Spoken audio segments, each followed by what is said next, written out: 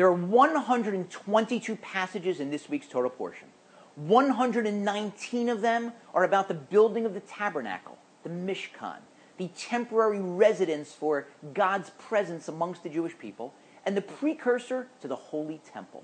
The remaining 3 passages, the first 3 in the portion, are about a different topic, the Sabbath, the Shabbos. The commentators explain the reason why God starts with a few passages about the Shabbos and then pivots to spend the rest of the portion talking about the Mishkan. The reason they explain is to teach us a lesson, that as important as the building of the Mishkan was, Shabbos takes priority. You have to stop building the Mishkan on Shabbos. One commentator explains the reason why in a somewhat cryptic fashion. He says that Shabbos is an expression of God's love that doesn't depend on anything. Think about it. If you love a person because of their looks or because of their money, if their looks fade or if they lose their money, well then, Houston, we've got a problem. But if there's a love that's not based on any reason, then that love endures forever. The best example of this is the Torah. God gives it to every Jew, no matter how important your Judaism is to you or how irrelevant, no matter how much you care about being Jewish, whether you're Jewish or Jew-ish. It's there for every Jew.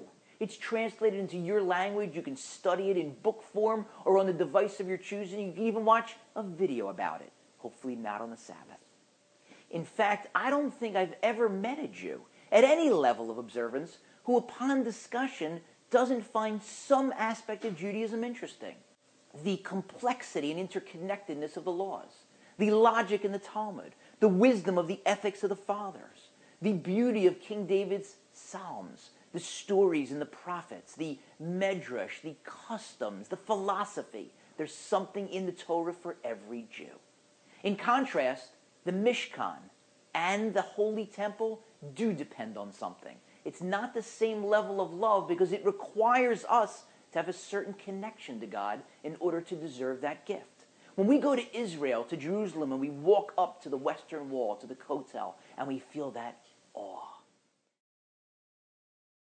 When our spiritual spider sense starts tingling, that's just an outer wall. The Kotel is not even one of the actual walls of the temple. Imagine if you walked into the real temple. You wouldn't be able to handle it. You'd be overwhelmed by God's presence, blinded by the truth of his existence. You want answers? I think I'm entitled. You want answers? I want the truth! You can't handle the truth! And not only that, but going into the temple would require something back from us. You wouldn't be able to go back to your humdrum spiritual life. So because we can't handle it, we don't have the temple right now. But Shabbos is different. Shabbos is like the Torah. It's an expression of God's love, and it doesn't rest on any reason. It's there for every Jew, waiting at the end of every week, 52 weeks a year. There are few things that are more exciting in my house than when we get to invite someone over for their first authentic Shabbos meal experience.